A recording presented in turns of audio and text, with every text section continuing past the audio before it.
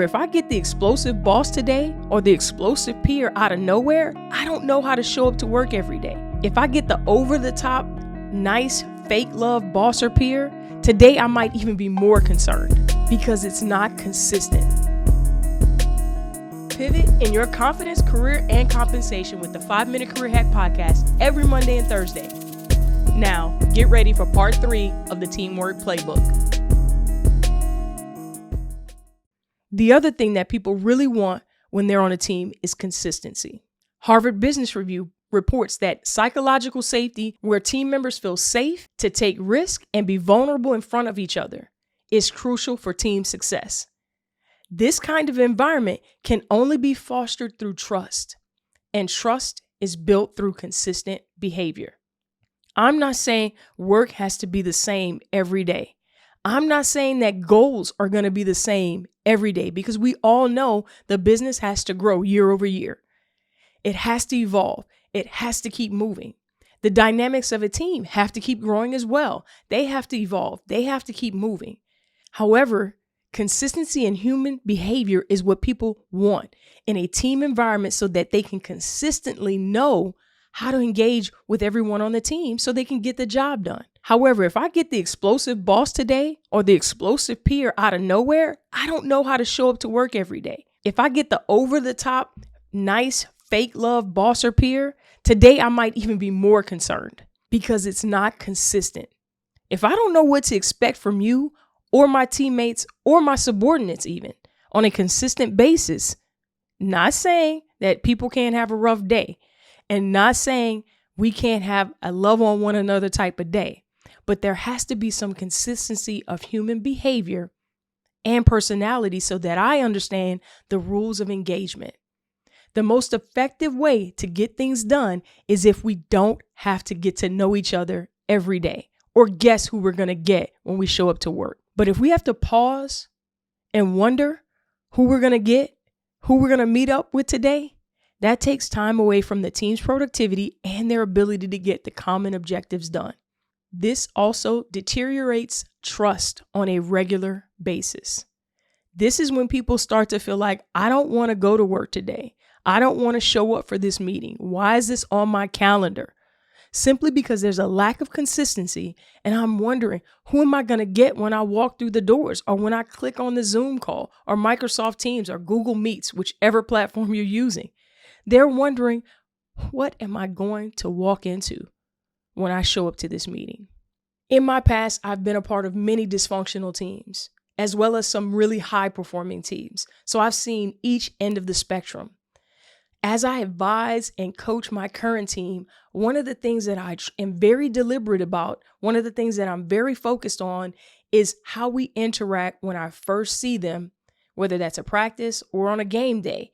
That first interaction with them is so important because at their teenage years, they're waiting to see, well, what's coach going to do or how's coach feeling today?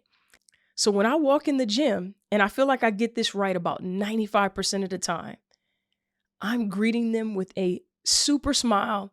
I'm saying, hey, I'm calling their name. I'm telling them, hey, I miss you, even though I probably just saw them yesterday. And it's a big smile. It's warm. We may even joke around a little bit right before we get down to business, which is going out there and practicing or winning a game. So they've come to know if I walk in the gym that other 5% of the time when I may not be quite where I need to be because I'm only human, they know if something's off. And the first question they'll ask me during that 5% of the time. So they'll ask me, Coach, did you just finish working out? Man, Coach, you look tired or something like that. They notice immediately if something's off with my energy. Or they might even ask me if I'm having a tough day or a rough day. And what I'm effectively teaching them is what to expect from me, and they know when I'm off. Their emotional intelligence directly with me to understand that something's off with Coach today. My consistency of behavior with them when we see one another is teaching them to trust my energy day after day after day, making it easier for me to coach them in the things that are important because my behavior is consistent.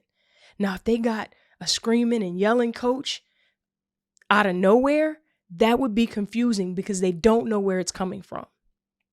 So to take it a step further, beyond the greeting of my team, the other thing, I've made it very clear.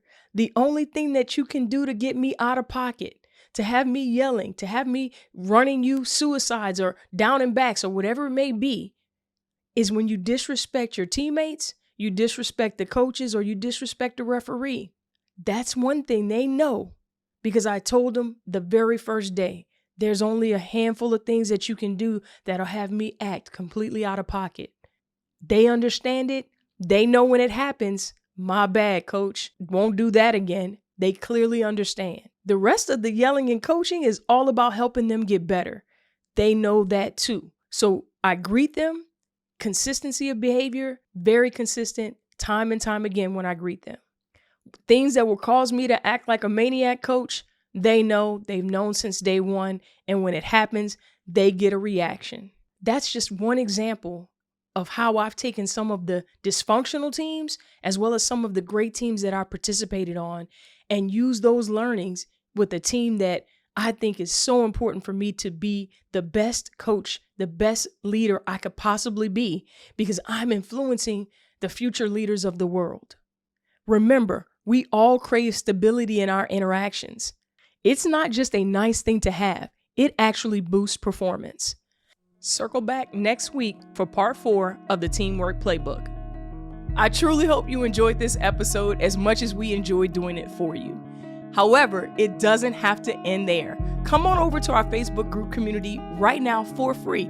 You're going to get exclusive content that we weren't able to include in this episode as well as past episodes.